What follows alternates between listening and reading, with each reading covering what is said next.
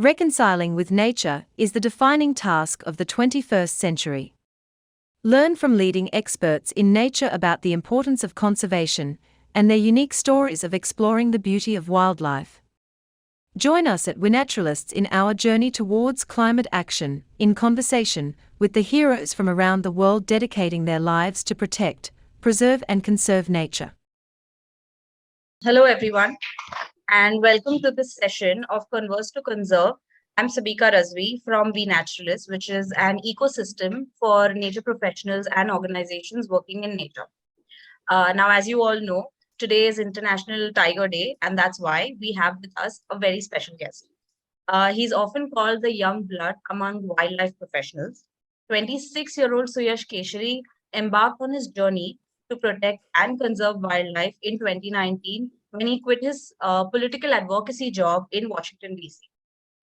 Recently ranked among India's top 5 wildlife professionals, Suyash produced his first 5-part real-life web series about the conservation issues surrounding tigers in 2019 for WWF International. At the age of 19, Suyash became one of the youngest people to win the Nature's Best Photography Asia Award for a photograph of a 6-month-old tigress. This photo was also exhibited for a year at the Smithsonian Museum in Washington, D.C. Well, it's safe to say that his list of achievements goes on. So that's why we've invited Suyash to shed light on his exceptional journey as a wildlife presenter and conservationist. Before we begin, if you all have any questions for Suyash throughout the course of this interaction, please write them in the chat box below. Suyash will address them at the end. And thank you. And Suyash, please, if you can take the stage now. Thank you so much, Sarika, and thank you to the entire WeNaturalists team for having me here. To everyone joining, welcome everyone, and I wish you a very happy Global Tiger Day. It is surely happy because the state of tigers in India has never been better, and we're going to go over a lot of things about my story and how to track tigers as well. And I'm looking forward to, of course, interacting with every one of you towards the end through question and answers. Let me just delve right in. I will just share my screen and then we can go ahead.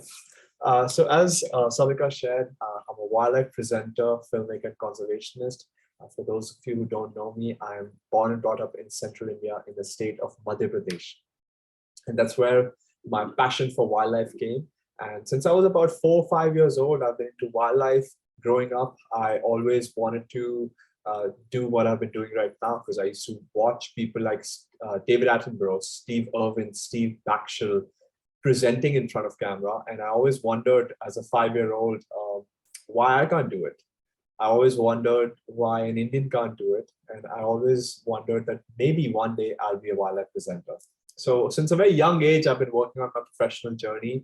And fast forward to 2019, I quit my job and started doing this full time.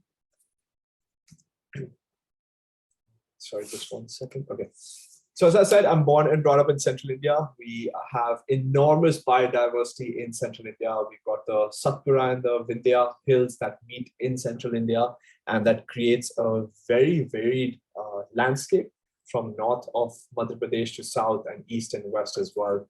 These mountain ranges run almost parallel to each other, and they meet together in the Satpura region near Bhopal. I've grown up in these regions, and my earliest childhood memories have been walking in the jungles right next to my house, and also tracking different animals. One of my earliest childhood memories is a leopard running down a hill and almost chasing our vehicle. I don't exactly remember where. I think it was near Sihora. That's what my father tells me. And Sihora is a region near Jabalpur. So the Sihora Forest Division connects all the way to Bandhavgarh National Park, where my story is mostly based nowadays. Bandhavgarh National Park is absolutely spectacular. It's one of the most biodiversity rich hotspots in India, as well as one of the most or the most densely populated tiger reserve in the entire world. Per square kilometers, per square kilometer, we have more tigers than anywhere in the world. So it's a very interesting habitat, and it's described as a mixed deciduous forest. What that means is that some times of the year, the trees will have leaves, and the other times of the year, the trees will not have leaves. But not all trees are like that. There are evergreen trees, there are deciduous trees, there are trees that are flowering at the same time as some other trees might be shedding their leaves or getting new ones. That's the characteristic of mixed deciduous forest. You have sal, bamboo, tendu, mahua, and all of this really creates an incredible ecosystem for a lot of bird species, a lot of mammals, and of course, tigers itself. This Bandhavgarh National Park, it's characterized as this place where once Maharajas ruled, and this was their private game reserve at one point of time, much like many reserves in India were private game reserves. And over time, they gave up hunting, and 1968, this was declared as a national park and tiger reserve. And since then, the tiger population has slowly but surely rebounded. Of course, I work in a lot of parks besides Bandhavgarh, especially nowadays, Satpura and Kanha. But Bandhavgarh has to be a very special place for me. And that's where I learned how to track tigers. That's where I got really close to different individuals. And this is one of the most beautiful tigresses there. Her name is Spotty. Every tiger has a unique stripe pattern, so you and I might have a unique fingerprint. For tigers, it's like almost a barcode is on the side of their body or even the face. So this one is Spotty. Why she was named Spotty by the locals, which is the guides and naturalists, that's who usually names them. Of course, the forest department also names them, but the forest department usually codes them, T101, T105, T142, and so on and so forth. But locals, of course, want a different story. They want tourists and people coming in to relate to it, and that's why they name them differently. So this one is Spotty because he spot the T-shaped marking on her forehead. So that's why her name is Spotty. And she's one of the only blue-eyed tigers in central India. There are a couple blue-eyed tigers, and I'll get into that story very soon. But the importance of tigers is very vital to understand. We always say that tigers are an umbrella species, but we almost forget what that exactly means. In an ecosystem in which a tiger lives, of course, there are many other wildlife and plants and birds that survive and coexist with the tigers. One of the most important species in the ecosystem is actually a butterfly. Sometimes a tiger might not be seen as important to an ecosystem as actually a butterfly. But people like you and I connect sometimes more to a tiger. We've all grown up with reading tigers in books. We've seen films on them. Of course, the famed Jungle Book. Everyone relates to a tiger, but most people are unable to relate to, say, a honeybee or a butterfly or even a frog, even though a honeybee, butterfly, and a frog sometimes are more important to their ecosystem than the tiger. But because the tiger is so charismatic, because people relate to it so well, it somehow became the torchbearer for wildlife conservation in India. And of course, that has had a really good impact on the Indian wildlife conservation ecosystem, because all the tiger reserves in India now have flourishing wildlife. And if we can conserve the honeybee, if we can conserve, or rather, if we can conserve the tiger, we can conserve the honeybee, we can conserve frogs, we can conserve every single animal, every single insect and habitat of the tiger as well. So these are some common animals that live in Bandhavgarh, in central India, and generally all across India. Mushrooms are very important to the ecosystem. So we always forget that, when tigers are in the ecosystem, we are also conserving small plants, small herbs, and medicinal plants, as well as mushrooms. They are incredibly important to the ecosystem. They actually detox the ecosystem completely. And while we're watching this, I want to tell you guys a very quick fact. Since it's monsoon season, a lot of people see mushrooms sprouting up only in the monsoon season. But do you know why that is? What happens is when there's lightning, there's a lot of nitrogen dispersion into the ecosystem. Of course, nitrogen also comes from the decaying plant matter, decaying root matter, decaying leaves on the ground. But because there's a lot of nitrogen expanded into the ecosystem, mushrooms just sprout out overnight as a result of moisture and nitrogen after a night of or a day of lightning. So just some quick fact and something really cool that I found out. In India, we have over 1,000 species of birds, almost 1,400 species of birds, and 1,000 of them live in tiger ecosystems, which is incredibly critical to protect. Not only are we protecting the habitat, but the habitats such as grasslands, which are almost considered, or rather always considered as degraded wastelands by Government of India, they're being protected in the tiger reserves because of tigers.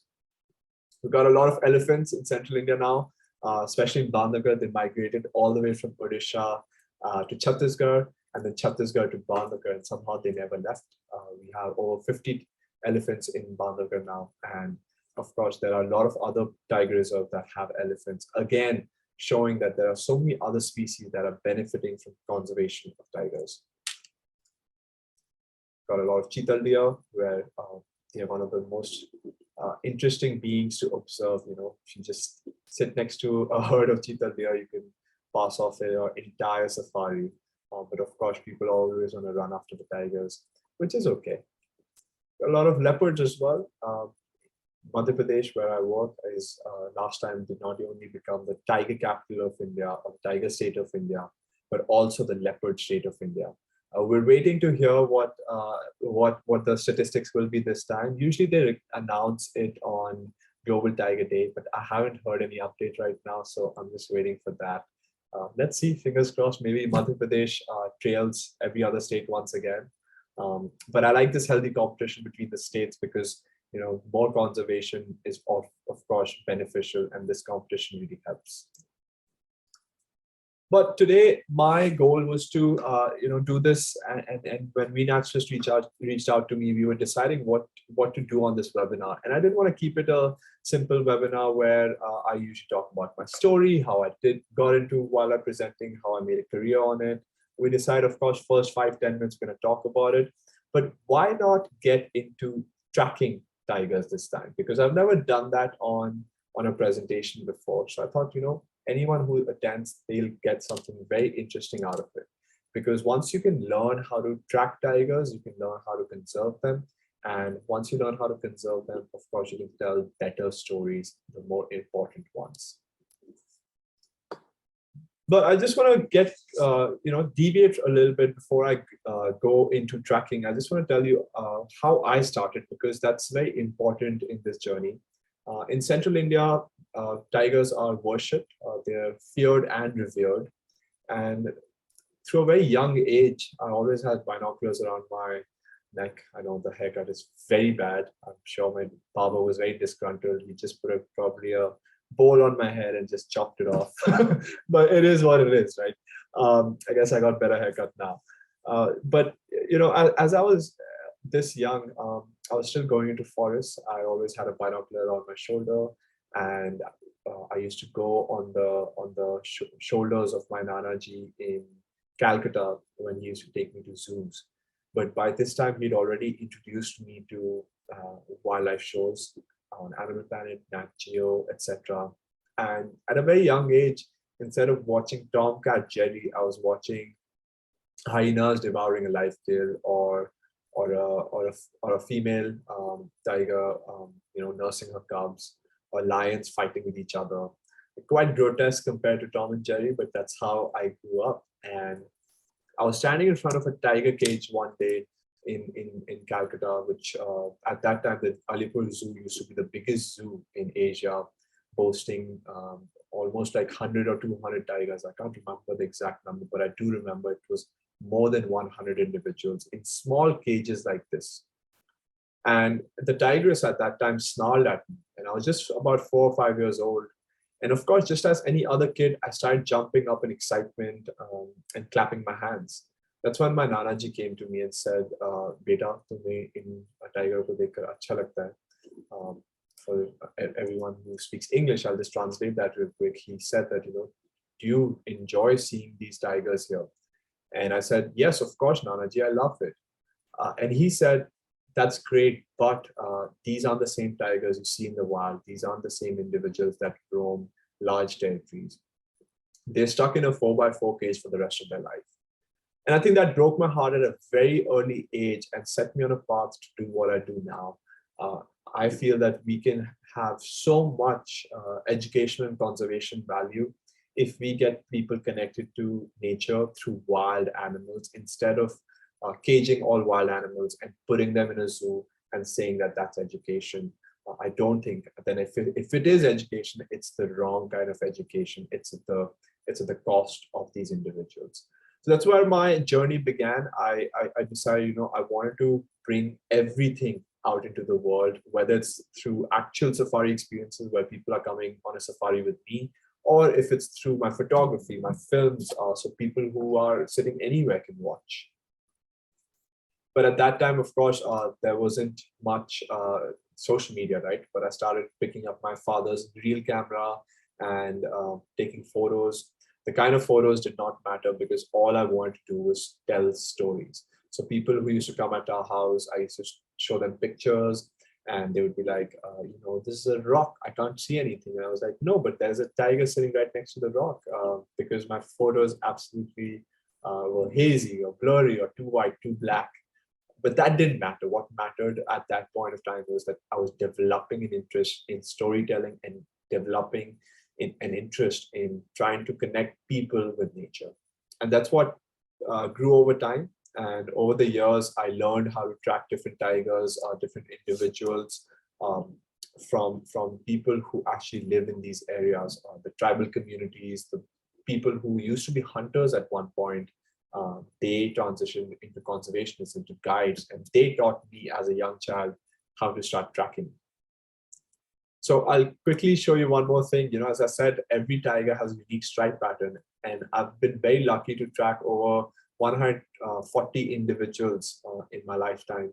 140 different tigers, that is. The number of times I've seen a tiger can cross 1,000, 2,000. I've lost count. But 140 different individuals.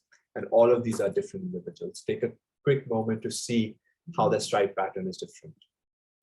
What's also very cool is, you can actually tell the age of a tiger from its nose. The younger the tiger, the pinker the nose. So this one's about 5 to 6 months old. This tiger is about a year old. This one is about 3.5, 4 on this.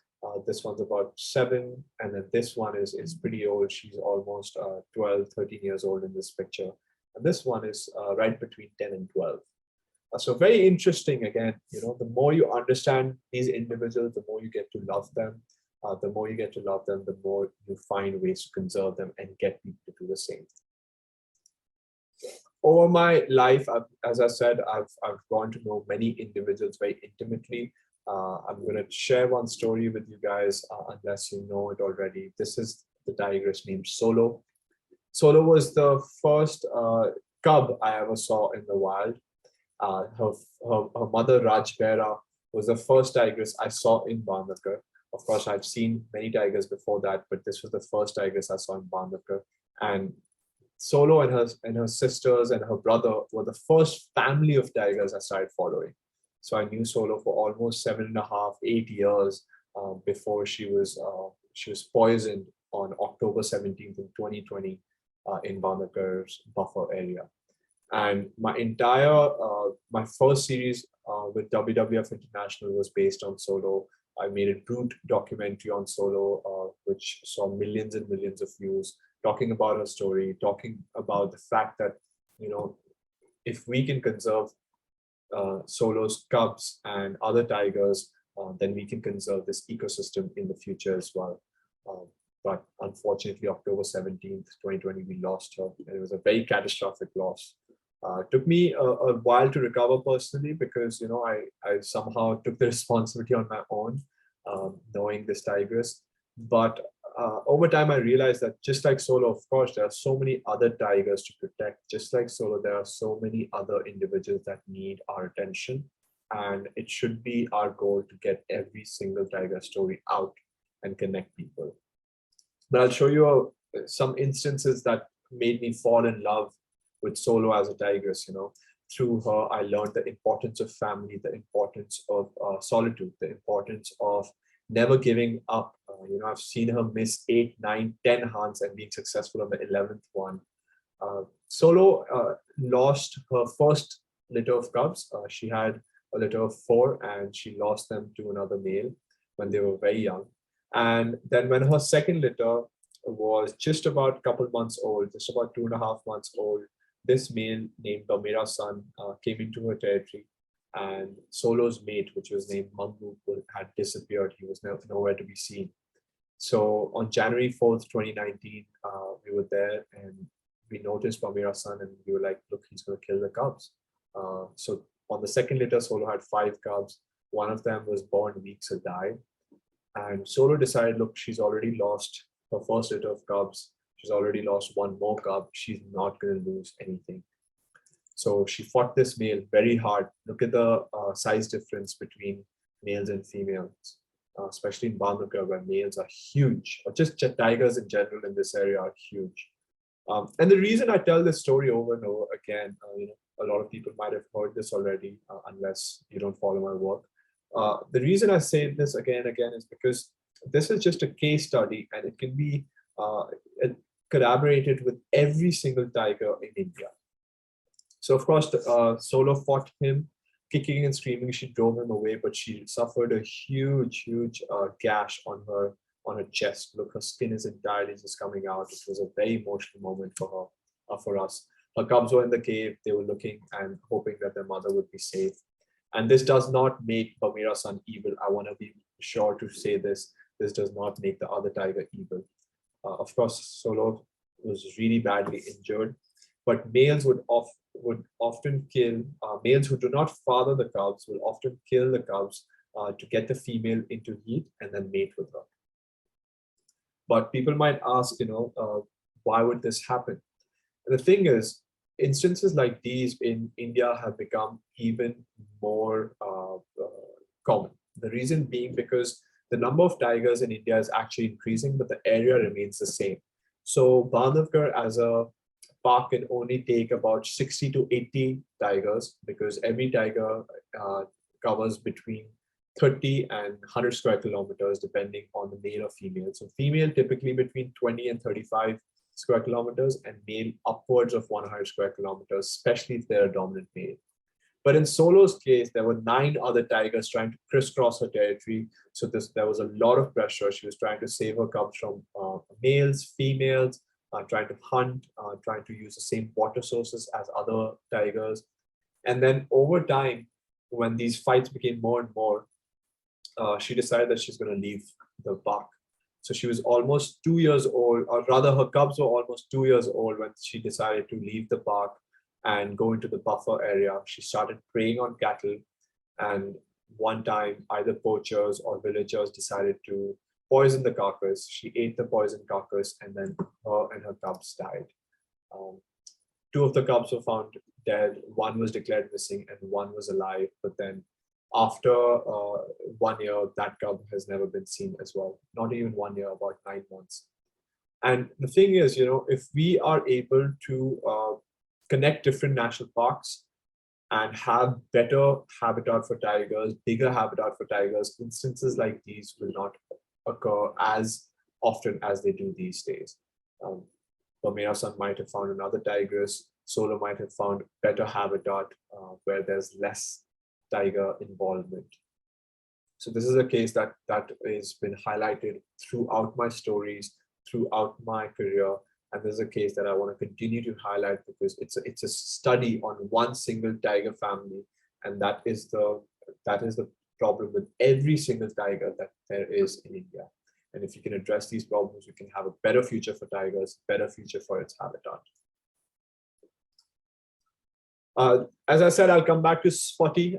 So she is one of the only blue-eyed tigers in central India, and Bandhavgarh has a lineage of blue-eyed tigers.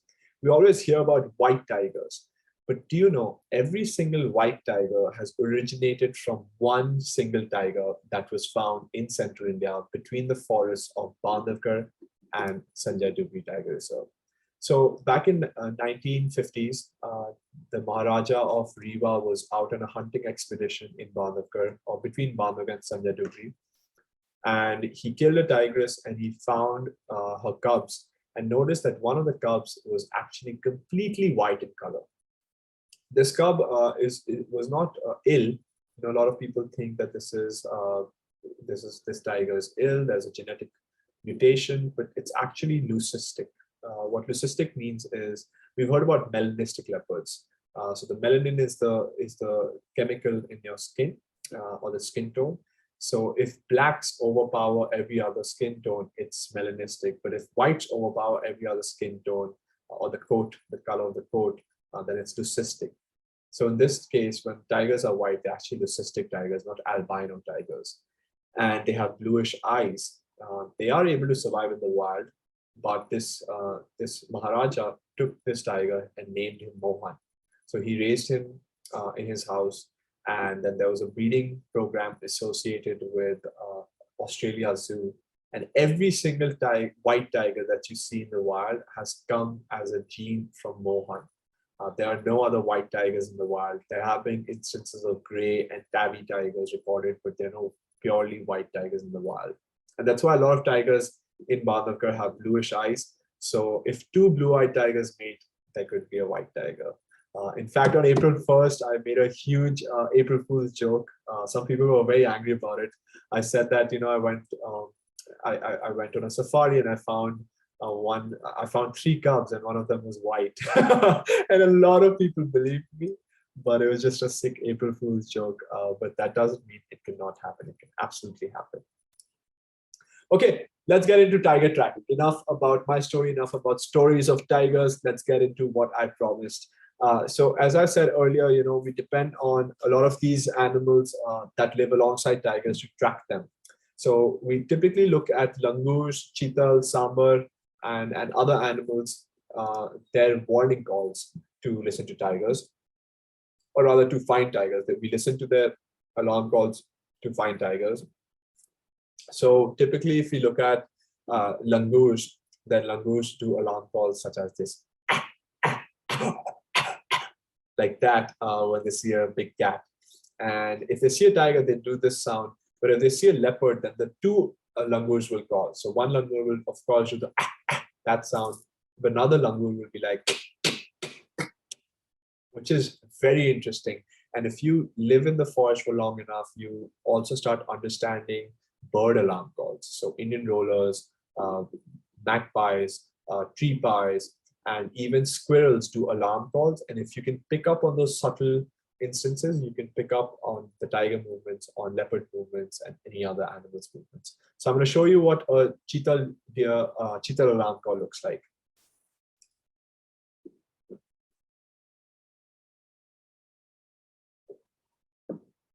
Let me just see. I think the audio might be off.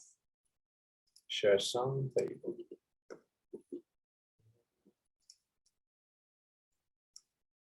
Okay, I'll play that again.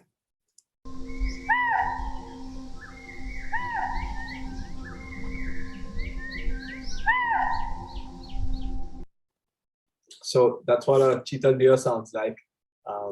And if you hear that alarm call, sorry, if you hear that alarm call, you know that there's a big cat on the prowl nearby. But you don't always hear alarm calls, and that's where the tracking really plays an important part. Over the time, I've tracked over 140 tigers. In Bandhavgarh alone, over 100 different individuals in Bandhavgarh. So we really rely on bug marks. When you see a bug mark, it is very important to spend some time in carefully reading it. Wherever tigers are walking, they're leaving marks through bug marks, or they're trying to spray mark the trees, they're trying to scratch the trees, they're of course scat markings, and this is just tiger's way of marking its territory and of course cleaning its stomach. But in nature, nothing goes waste, right? So if a tiger spray marks or scat marks, then another tiger, when it smells it, the tiger can find out whether the tiger is injured or whether it's male, female, whether the tiger is young or old and what condition it is in. So it's very, very fascinating. So whenever I'm out in the wild, I'm always attuned to my senses and trying to see the pattern of different trees, different roads. And whenever I see trees, I always see those trees specifically which the tigers love marking. There are, of course, karhi trees that tigers love marking, mahua trees, They never mark sal trees or crocodile bark trees for some reason. I think it's something to do with the texture of the trees. They love this one, forgetting the name, the leopard tree, which is the axlewood tree. They always love marking that. This is a very interesting one I want to show you. This tiger, I'm what, 5'11" in height, and with my hand like this, it's about 6'4", 6'2", 6'3". But this is about 13 feet, and somehow a tiger has reached all this way just marking its territory. Of course, they jump and climb, but this is a very interesting angle. So I'm not sure how the tiger got there, or maybe it is one of the biggest tigers that we've ever recorded. But anyway, the main thing that we do is look at pug marks. And reading tracks is actually a dying art form, believe it or not. You might go to tiger reserves and national park, and your driver and guide are like, haha, pug mark lage hain, aage ja raha. But very few times they will actually stop and read it. Reading means decoding completely, whether it's a male or female, whether the pug mark is fresh. Where's the hind leg versus the front leg? Is the tiger limping? Is the tiger walking? Is the tiger walking fast? Is the tiger running? And the direction in which it's going is very important as well. So a lot of these things are actually a dying art form. Tigers still a lot of people know, but when it comes to other animals, especially the smaller animals such as deer, langur, or the smaller cats, people almost are just scratching the surface. This is generations and generations of knowledge just getting wiped out. So I always encourage people to learn how to track different animals and spend time just observing tracks, because again, it's a dying art form. There will come a time in India that only a couple hundred people will know this. And I wish to be one of them. So this is a typical tiger pug mark. On the left is a male, on the center is a male, and on the right is a female. Of course, this one on the left is a pretty large male. Male pug marks usually are between the size of 4 inches to 5 inches in length as well as breadth, and females are usually between 3 to 4.5 inches. Sometimes that also differentiates between the cubs from the cubs, right? If there's a male or female cub, or male or female subadult as well. But of course, I usually use my hand, but the right way to do it is using something that is measured. Well, there's no right way to do it. I wouldn't say that. For me, the right way is with my hand. But a lot of people say, you should measure it with a pen, or like something like your phone, which has clear dimensions. So here's a pen next to a female pug mark, which is kind of spread over in the sand. But when you're observing a pug mark, again, for me, the hand, I know the exact size of my hand. When I place it next to a pug mark, or when I just see a pug mark, I can immediately know if it's a male or female. Typically, male pug marks, if I go back, are much more squarer in appearance. The digits, which are the toes, are much deeper versus the female pug marks. You see they're more rectangular in appearance, a little more slender, especially this carpacil pad on the backside, where you see these lobes are much more well defined than with the females. And also, you can kind of tell the age of a tiger through the pug marks as well, because over time, the tiger's paws actually spread out. And when they're cubs, they're actually very squished together. So as the tiger grows older and older, it spreads out. And especially with older tigers, you can even see hair marks on the pug marks. Again, keen observation and years of training will teach you that. So if you see on the left, this is on a riverbed. All of these are on a riverbed. But this is a very old pug mark, perhaps, I would say 5-6 days old. You can barely see it, but it's still there. Then this one on the right, or second from left, is a little fresher, but still not very fresh. I would still put this at about 3 days old. Then here we have a reasonably fresh pug mark, at least maybe I would say this is about 8-10 hours old. But again, you have to be very careful at judging pug marks. How do you judge them? You have to see whether the digits are clear, whether there is other animals, maybe insects that have walked through the pug mark. If they have, that means that the tiger has passed from here a lot of time. If there is some kind of sand on top of it, or other leaves or other distractions, again, that means that the pug mark is not as fresh. Versus on the right, this is a super fresh pug mark, less than an hour old. And you can just see, the definition on the sides is very clear. You can also make out the difference between tiger pug marks versus other pug marks. As I said, males are much bigger. Their digits are much more square versus the females. And this on the left is actually a leopard pug mark. And it's a fully grown leopard. I know it looks very small, and it is small compared to a tiger pug mark. And leopard pug marks are also very squished together, And one more important distinction between leopard and tiger pug marks is the back pad.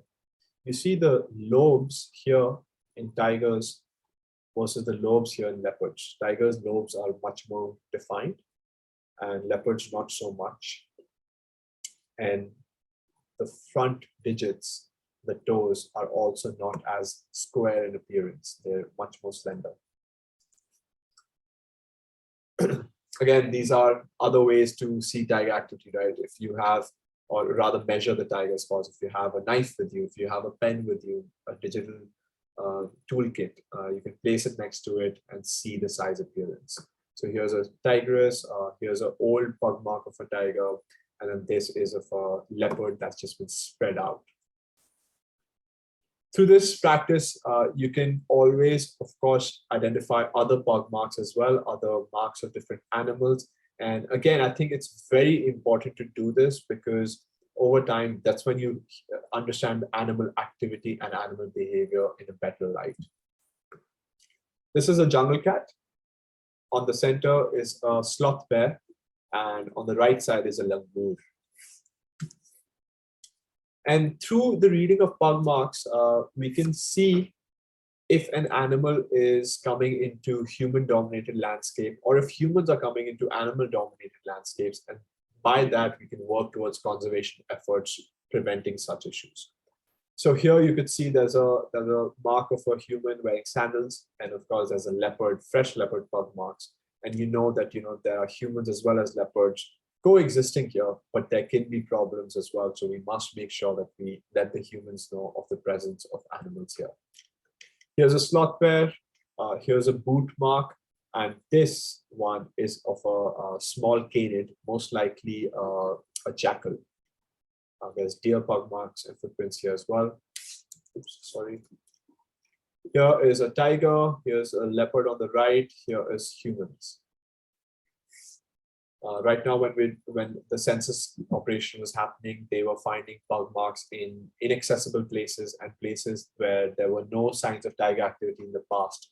And that really helped in expanding the network where the tiger activity, or rather the tiger census is happening. Again, here's another distinction.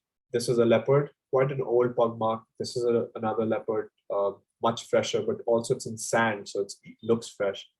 But this is a pug mark of a wild dog. Dogs will always have their nails out, but cats never do unless they're running. So this is an important distinction. You will never see the nails out in a leopard or tiger unless they're running. And of course, the back pad is very different. Again, as I said, you can always make out if there are different individuals and different kinds of species. Again, humans, tigers, cattle. Almost cattle being followed by the tiger. Here as well, domestic buffalo, leopard, boots of some human. There's a bird pug mark here. The domestic dog here, and then humans here. And then there's a leopard pug mark here where the leopard came and saw that it can't cross the river, so it went back. And again, all of these are very important to understand because by this, you can learn how to track different animals. And once you can learn how to track different animals, you can understand the behavior better. You can even see whether they exist in an ecosystem. And once you know that the existence of their ecosystem, you can find better ways to conserve it. Because chances are leopards and tigers, if they walk a certain way, they're going to use that same path to walk over and over again.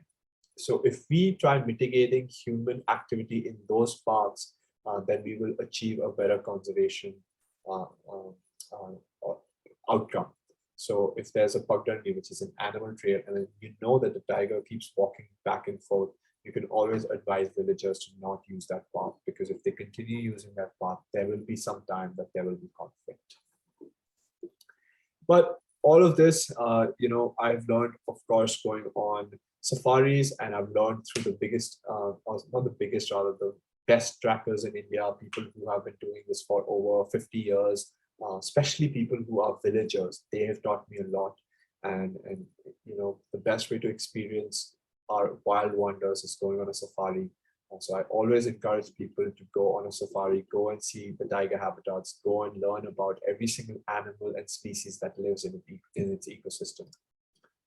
If you can't go for whatever reason, be it the budget, because they are very expensive to go to, or you have working schedule, or your health does not permit, I've come out with India's first virtual safari experience, and also on our world's first OTT platform, which allows you to sit at home and watch a safari, and you can learn everything that you want to learn about tigers, about different animals, how to track different animals, different species of birds, butterflies, fireflies even, and a lot of species of trees. So I will just show you guys a trailer, and then before that, or after that rather, we will open it up for question and answers. So this is our trailer, and if you guys want to watch it, you can go to tv.suyashkeshari.com and watch. My screen sharing is paused. Give me a second. Okay, now people can see it. All right, here we go. Oh, by the way, this is in Bandhavgarh National Park, completely produced by my team, and I hope you enjoy it. Those you have to see. Sorry.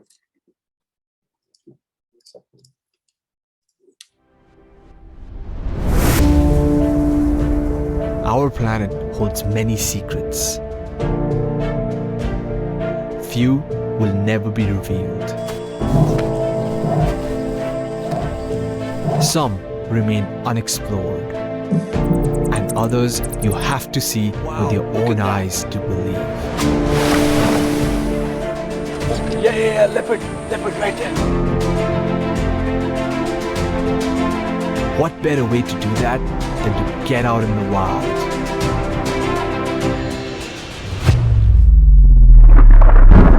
Oh my God, can you hear that?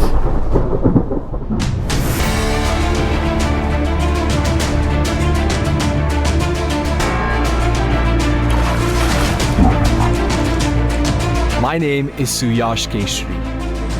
Oh my God, she's so close to us and we had to give her space. My deepest purpose in life is to connect people with nature.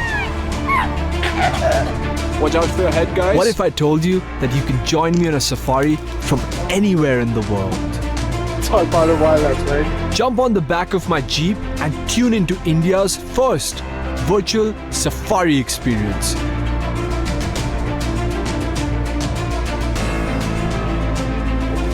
Tiger.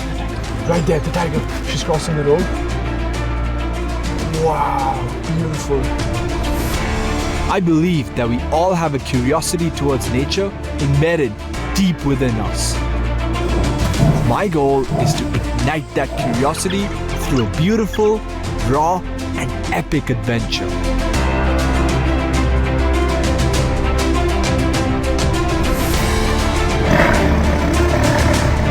What we can see, we can love, and what we can love, we will fight to protect.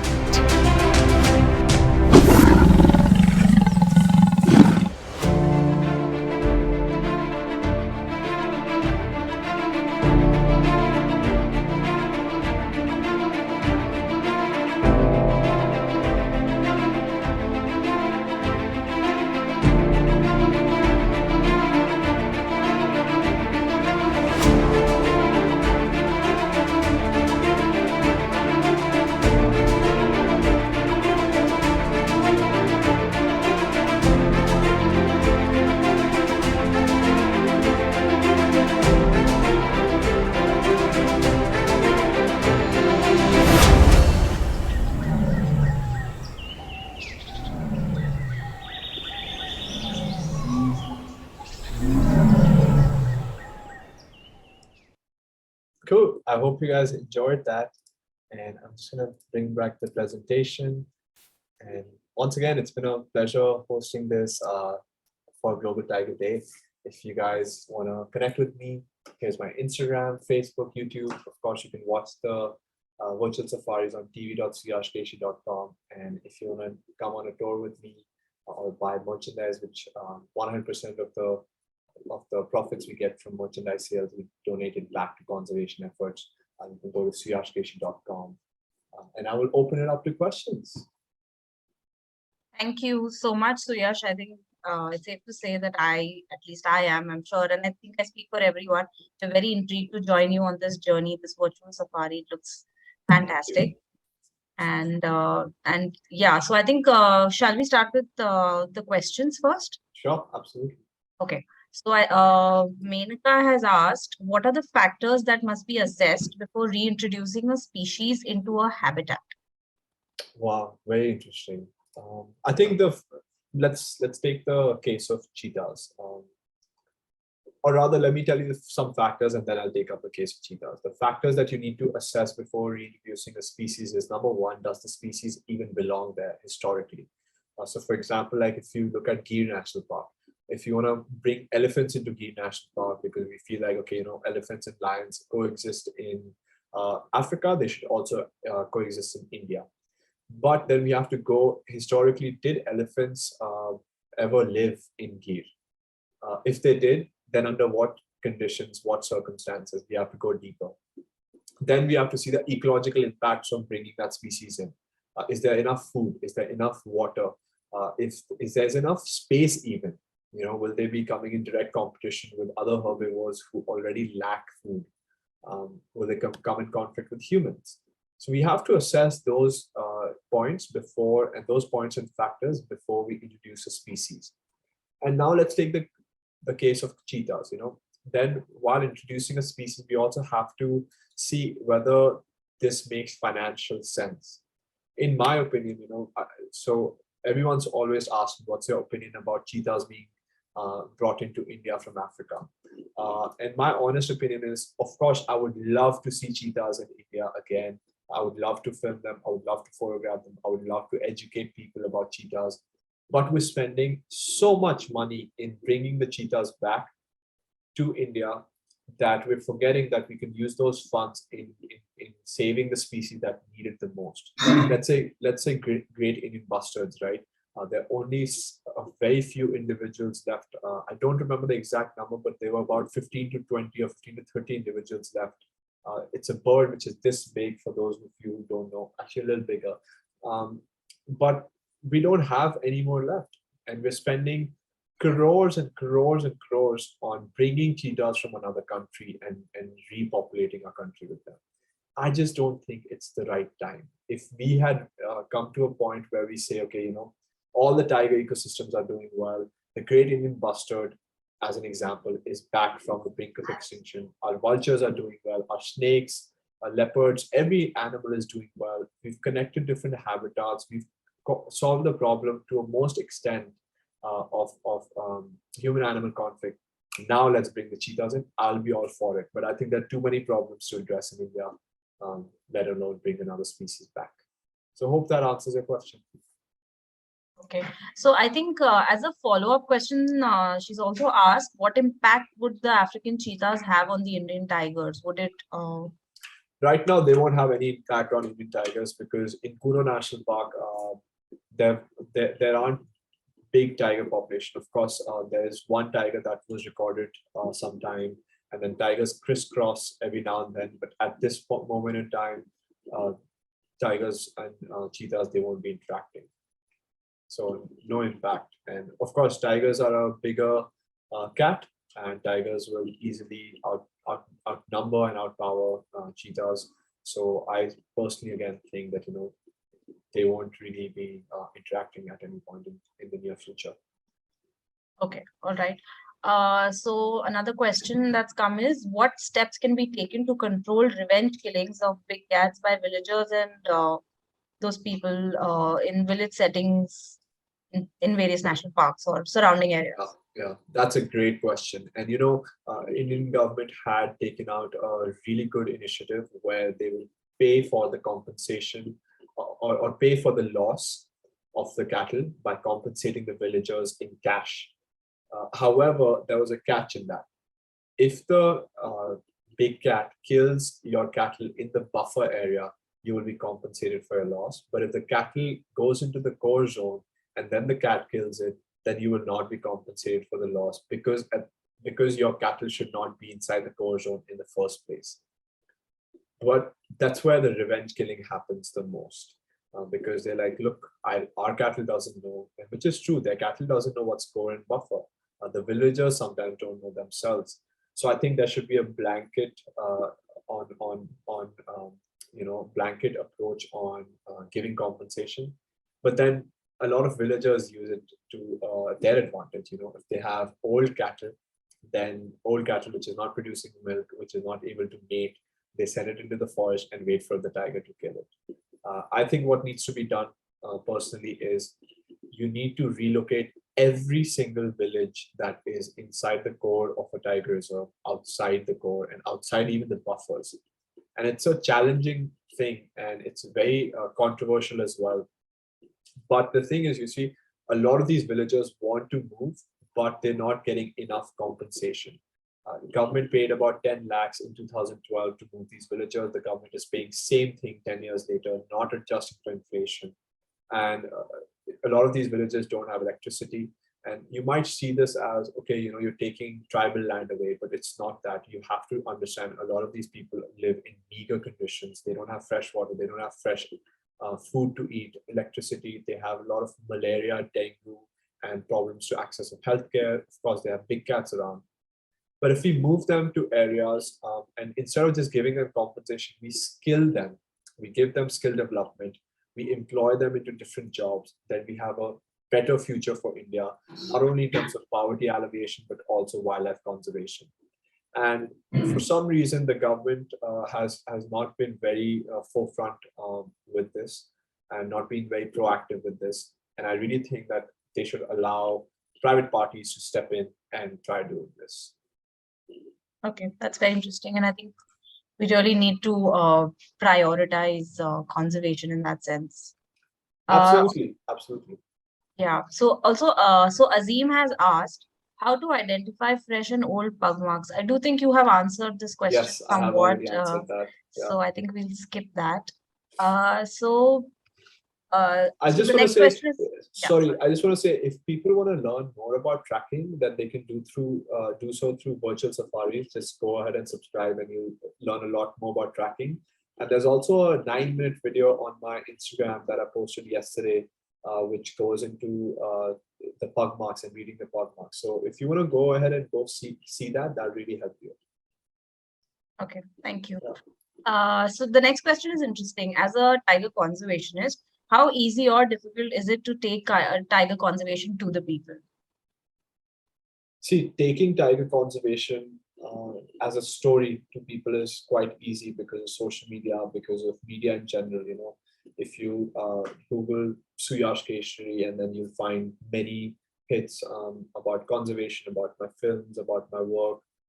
I've spoken in front of large crowds, even in the United Nations. So taking the conservation message out is easy. I've spoken to 350 media sources and articles.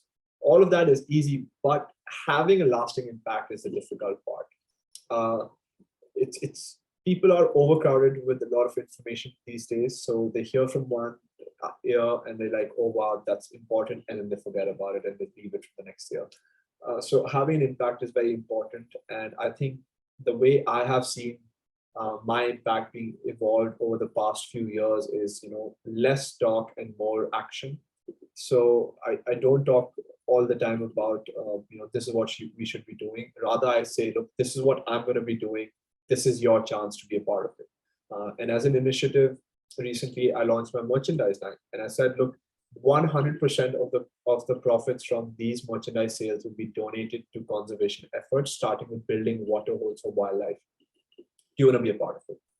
And then I saw so many people being willing to be a part of it. Over 500 people bought our merchandise, just caps and buffs. and that helped me. And then I also donated my own from my own pocket, and that helped us make 2 water holes in Bandhavgarh National Park. And those 2 water holes are in water scarce areas. You can go and visit them yourself. And tigers, leopards, cheetal, sambar, thousands of birds, thousands of butterflies visit that waterhole every single day. So I've moved more towards, how do we actually cause an impact rather than talking all the time.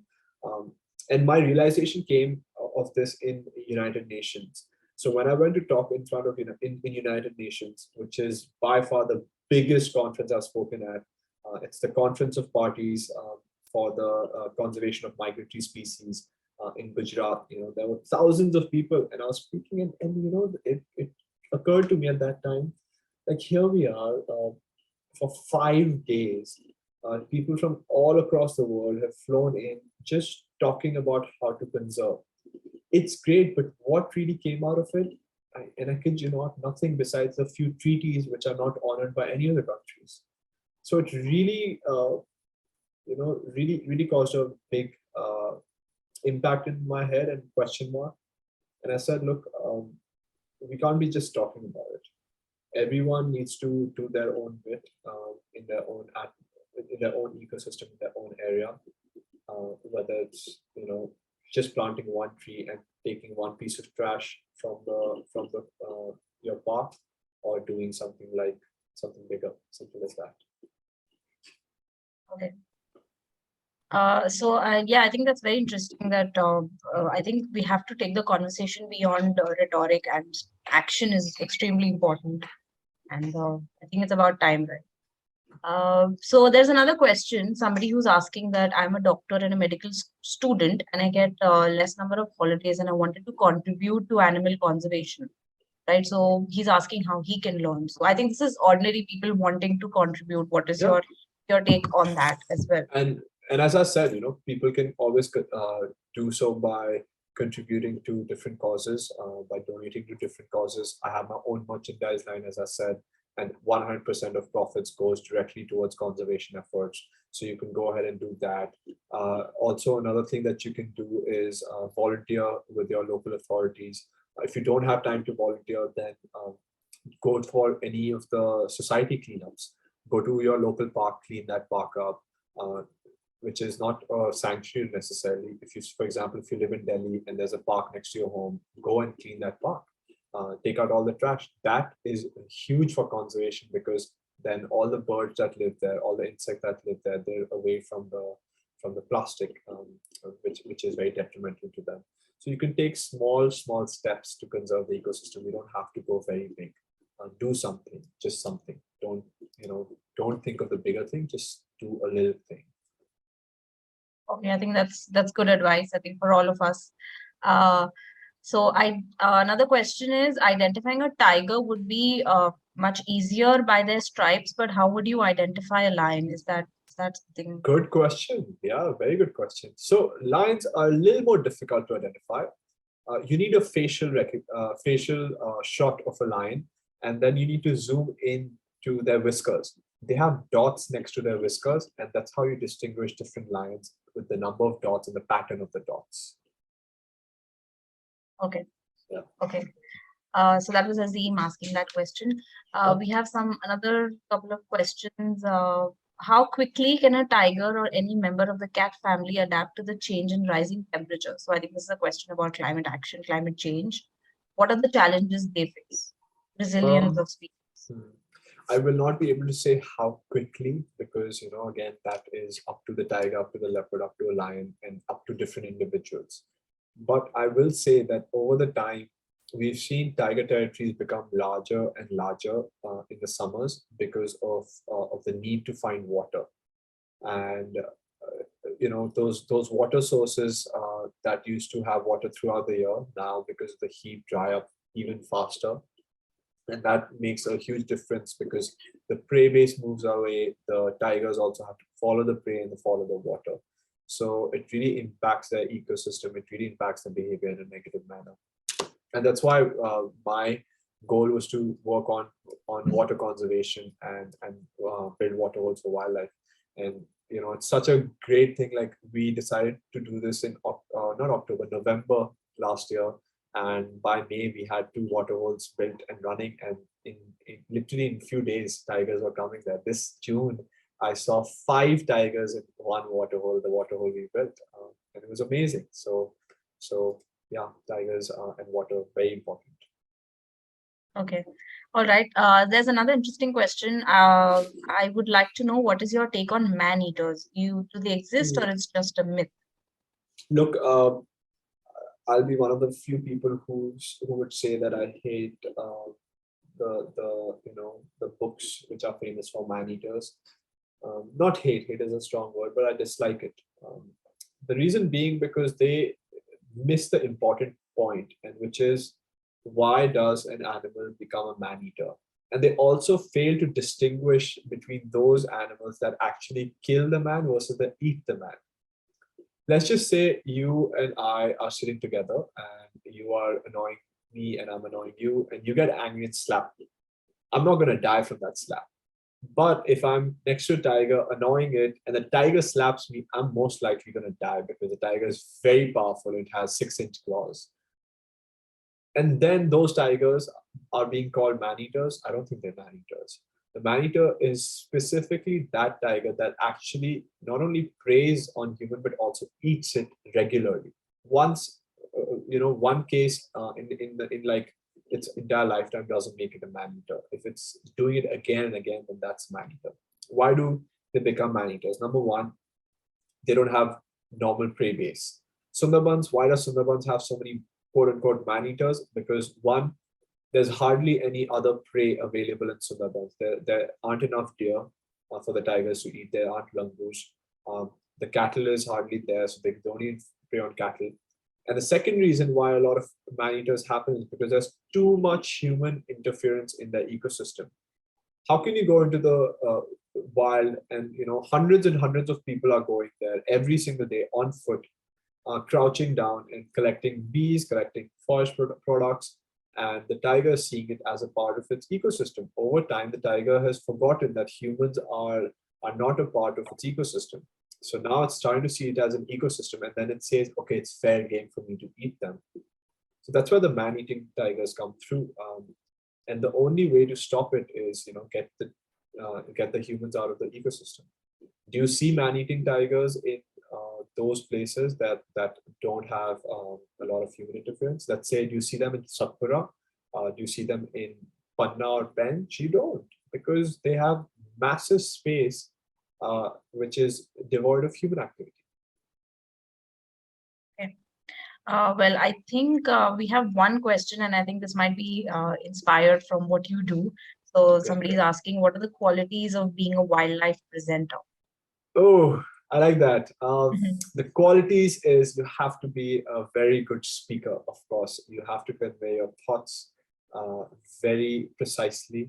You have to be energetic in front of camera, but more than anything, you need to know your wildlife. You need to have your knowledge. You need to be a very good naturalist. You need to know everything about the species that you're working with. And I think what's the most important additionally is your genuine love for what you do. Because if you're forcing it, it's going to show on your face, it's going to show in front of the camera. So you must love what you do. So passion is number one. Yeah. Okay.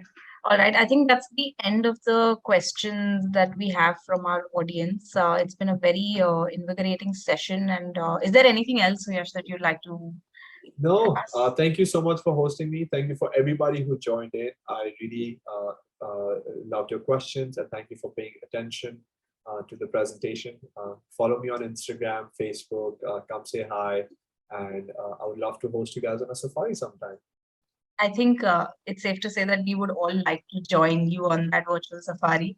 It looks very interesting, and I think it should be the first step towards our contribution and our step to contributing to conservation in some way. And and we know I think we understand just how important tigers are to the to the ecosystem as a keystone species, and protecting their habitats, how important it is. So thank you so much for informing us and for this invigorating session. And we'd love to host you again. Thank you so much, everyone, for joining, for tuning in. Thank you, everyone. Thank you. Good night. Bye. Bye-bye.